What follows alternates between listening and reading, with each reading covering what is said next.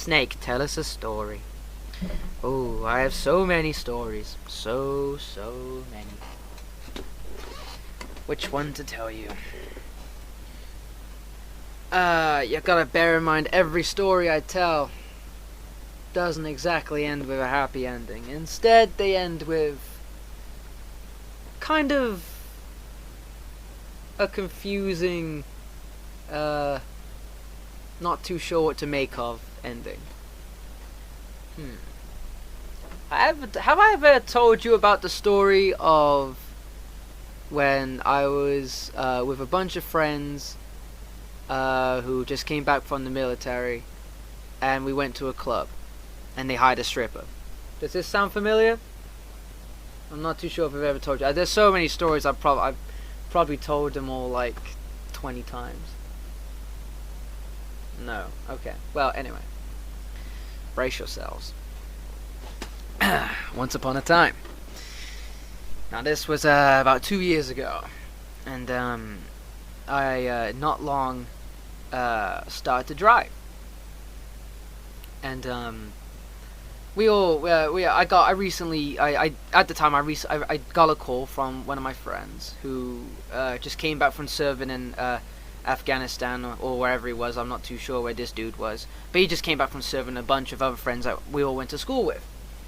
And he said, dude, we're back in town, man. We gotta fucking tear it up, dude. And I was like, hell yeah, we do. So we all decided to go to the town, to fucking this big city that's like quite a few miles away from us, because we live in like the fucking woods. You know what I'm saying? So we went to this big ass city, man. And it's probably not big for someone who actually does live in a city, but for me it's big. You know, as if a building has like 4 stories, I'm like, whoa. But yeah, so we go to this city, and we're on a big ass pub crawl. You know what I'm saying? We're just out, fucking just doing whatever. And we go to this club, and you know it's loud. I mean, you can't. It's the moment you go into the club, you're instantly bombarded with a different atmosphere. It was dark when we entered, but you're hit with so many strobe lights, and you know, at first you're blinded and you gotta readjust yourself, and there's a sudden booming of music that's way too loud for human eardrums to fucking take in. But after a few seconds, you start to readjust and you come to a comfort zone within what's going on around you. And we were looking for a place to sit, and this club was jam-packed. It was chocker, you know what I'm saying? We had to weave in and out of a crowd of people. We were all swaying, laughing, you know, way going crazy and stuff, as a typical club is.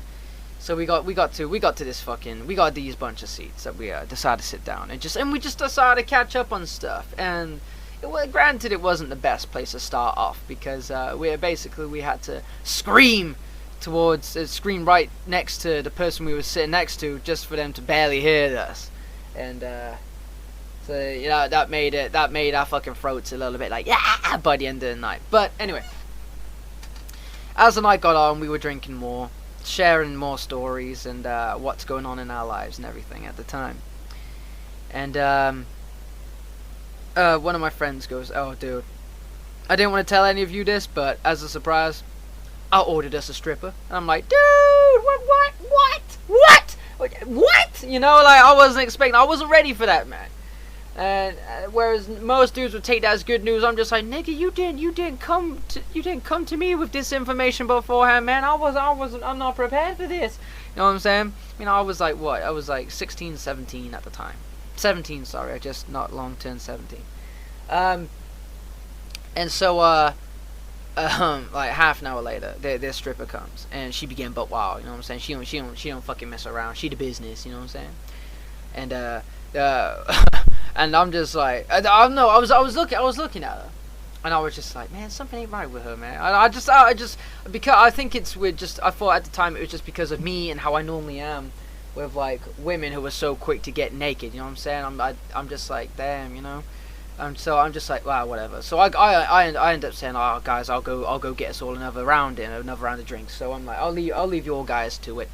So I go to the bar, Now I'm buying some drinks, and it was quieter at the bar. It gave you more time to just reflect and recompose and stuff, you know, for you to be able to hear your own thoughts. So I was at the bar buying the drinks and stuff, and just taking some time out for me, you know. And then a friend comes up to me and he goes, "Dude, what do you think of the stripper, man? What do you think of the stripper?" And I was like, "Man, I don't know, dude. It's not really my thing, to be honest. You know, a fucking stranger just be getting her tits out of my face. No, that's not my thing, man." He's like, "What were you fucking on about? Gay, gay, gay," and all that stuff. You know, typical like guy fucking talk. You know, and you know, we're just laughing it off, going back there and stuff. So we start drinking the next drinks we just ordered in and stuff. And at that time, we were all like, "Fuck, I need a piss and stuff." So I go to the bathroom. Now I can't see for shit. Like, I'm blurred. You know. Even though you're dead certain when you're really drunk, you're dead certain that you are completely still. Your eyes are completely straight, and you're not moving at all. But your vision is like do. It's like spinning. It's just really it was that kind of level. Anyway, I'm there and stuff. I'm fucking bouncing off the walls, like fucking like just pushing off the walls because I'm fucking falling into them to fucking try and walk into a straight line. I get my shit out and I start doing my business, man. And my friend who was really into the fucking stripper comes into the bathroom, and he goes, "Man, guess what?" And I said, "What, man? What's up?" And he said, I got that stripper that we got tonight. Well, guess what, man? I got her number, and she wants me to go home with her tonight, man." And I was like, "Whoa, dude, you sure that's like a good idea, man? I mean, I don't want to be judgmental or anything, but like, going home with a stripper like 5 minutes after you meet the bitch? I mean, that sounds like a recipe for disaster, if you ask me, man." He goes, "Oh, man, you're just so jealous that you didn't get her and stuff, blah blah blah." And I was like, "Dude, trust me, I ain't jealous, but okay, fine. I'm happy for you and everything, man. I'm happy for you and everything. But if something happens, here's my phone number, dude. Give me a ring, and I'll come get you if something happens." Now he thought I was just dicking around, just like, whatever, man. You know, I'm going over to have sex. You know, I'm not gonna get stabbed or anything, and you know. So we're just like, whatever, la la la. They're fucking laughing and stuff.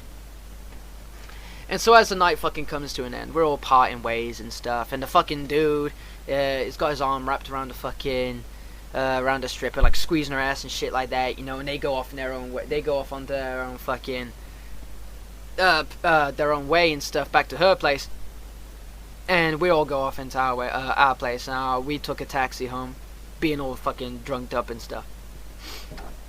So on the way home, we're just laughing, you know, man, and we're just joking around about that stripper and the dude going home with her and stuff, and you know what's gonna happen. Like, "Oh, could you imagine her if she like fucking turned him into a gimp or something like that?" And it's like, haha, you know, stuff like that. And I was the last person to get to my house, so I got to the house when everyone already got home, and I get to bed. And you know that feeling when you finish a heavy night out, you know, your ears are ringing, your throat's sore, man, you just want to get out your clothes, you just want to hop in a bed, man, because your head is just not right. Oh, here we go. So I think all I should do now is just extract that to my desktop. I think that should work. Okay. And so I get about half an hour's worth of fucking lying down in the bed. It's about 2:30 or something like that. My phone starts ringing. I'm like, oh my god, you know, like, it scared me at first, you know, because like, who rings at that time of night, you know? It was an unknown number. I didn't know who it was, and I answered the phone. Hello, yeah, what's going on, man? Who is this? It's fucking 3:30 in the morning, man. You know, you just want to know what the fuck is going on and get it over with because you want to go back to sleep. And it's some dude crying, man. It's some dude crying, and I'm like, what the fuck? What's going on? Who is this? It's like Lee. It's we'll say his name is Sam. We'll say his name's Sam. So Lee, this is Sam, man. You gotta come get me, man. You gotta come get me. And I was like, what's going on, man? What's going on? Like he was hysterical, you know. He was crying, and this was a fucking Royal Marine Commando, and he was crying, and I was like, what are you on about, man? What's going on? Are you okay? What's happening? Talk to me, you know. And so, man, you just come over here, please. You just gotta get here. And I'm just okay, man. Just tell me where you are, and I'll come get you, man. Just keep it together.